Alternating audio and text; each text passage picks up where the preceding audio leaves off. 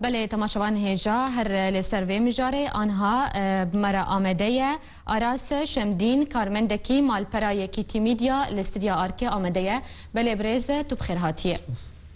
ده دسپیکی ده وکو آنا تلگلمه تلوی راپورت تماشکر پیاده لسر قاغذه که نیویساندنه ام راگهاندنا یکی تیمیدیا و انا کسا خاین ناخوازن باشه تو وکو کارمندکی دمال پرا یکی تیمیدیا ده برسواته لسروی یکی چیه؟ سپاس بو تشکرناوه سپاس او افتشتي ننوية لسر في سلطة بيدي لروجاواي كردستاني جو فشاري وضغطي لسر روجنامه وان عندكن لسر اف حركة كردي اف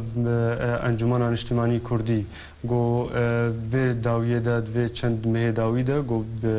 فجين بويا هناك لسر لنجي خوسكين يا چند كارن تايبت كرن الدرفة كردستان السوري او جيتي خويا كرن جو اف بيدي فاتشتا قبول ناكي ابنائنا قبول كرن البالي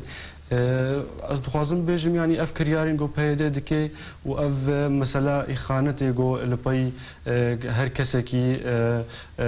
انا كسيريان غير فكرة وابي غير نهجي وابي فلسفة وابي اف تشتي جو دكن يعني ناعي قبول كرن تجاري او ضغط اقول سر روجنامه فان عندكن او التهمي اخانتي جو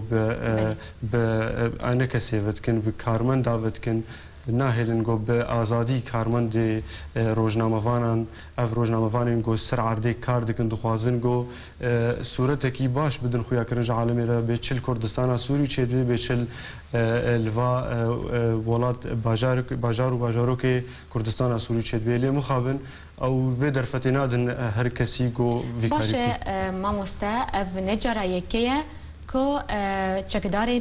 پیاده روزنامه‌وان یان جین و چکهانی مالپرا و مالپرا یکی تیمیدیا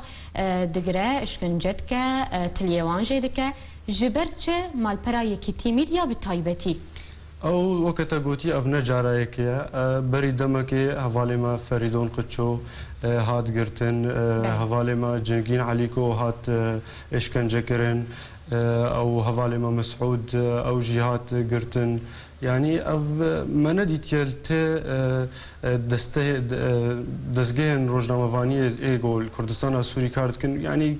ام كيم دبينن جو غير يكيتي ميديا تين بن ضغطي وبن فشاري باشه سدم چیه جبر چی یکیتی میدیا به تایبتی سدم اموك دبينن اموك يكيتي ميديا ام كاركي دكن السر عرضي انو چگهاني ما پیامنيري مال هر جي هنا ام حتى اجمتي ام كارن تشتكي راستيه تشتكي بزلالي بگهنن ملتي خواب تشتكي دوري حزبايتي ولو مال برا ما مال برك حزبيه لي او ام سركردايتي في بارتي وام جي ام حموك متفقن انه ام حتى جمهوري ام دوري تحزب دوري بارتيتي ام كار بكن حتى جمهوري ام كاركي اوك حيادي نوعا ما ام كار بكن لي او في تشتي قبولنا كن هر وهر ضغط المتكن هر وهر دخوازن ما بسكنين في كاريها بسكنين كلك اصلا جياج روزنامه غريره تشتكن لكردستان السوري او هر كسكي جونا لغور برجوندي و كار بكي او تي قد خكرن تي شكرن اوك كانال رودا هات قد خكرن كانال اورينت هات قد خكرن ام جوك بله ما مستا اگر زانياري البردسته هبن دما كو چقدارين پیادين و چغهاني ودگرن باشه چ جوان رد بيجه حنجتي پیادي چي جوي گرتنه او جوي اشكنجي او حنجتني نج خيانتي بيبا ون خيانتي بخوينا شهيد عندكن او شهيد دائما هر جهريز واحترامنا او بس او حجتها وحيد تشتكي الباوانينا غيري ون خيانتي بخوينا شهيد عندكن افتشتي دكن يعني براستي جهه شرمزاريه يگو هر كريارين خوا هر چندكي كريارين خوا درباري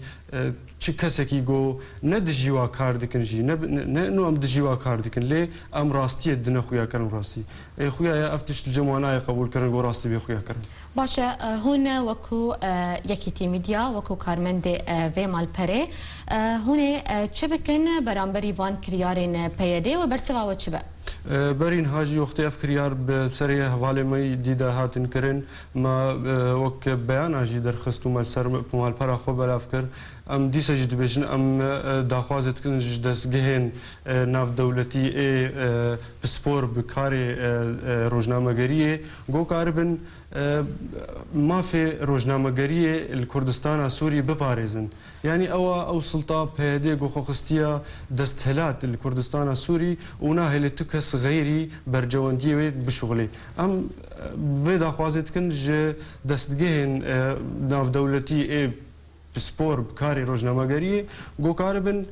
يعني حمايه يعني تشتكي جمره بكن مثلا ام کاربن آزادی بهتر کار بکن. بله. لی مخابن افتشتن حتان همان ندیتی. بله ماموسته پرسامنی یاداوی اوه اگر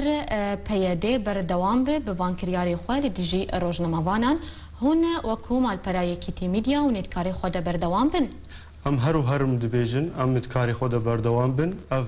کریارینگو پیاده دیگه اف کریارینگو او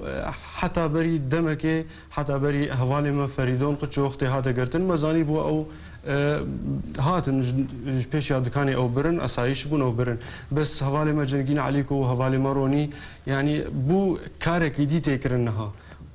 کاری گو ملسمینن هنک نناسن او دبی نناسن لی وقتا اف نناس بنجی اف سلطه گو خوخستیه دستهلات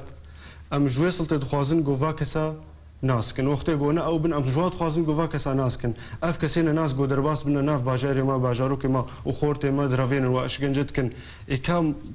بوچه یعنی ام زانبن وقتی دستهلات داری و تنکاری ولاتین خوب پارزی کاف نه قبول بله گلکی سپاس آراس شمدین کارمند مالپرای کیتی میدیا کد ایرو میوان استودیو آرکیو گلکی سپاس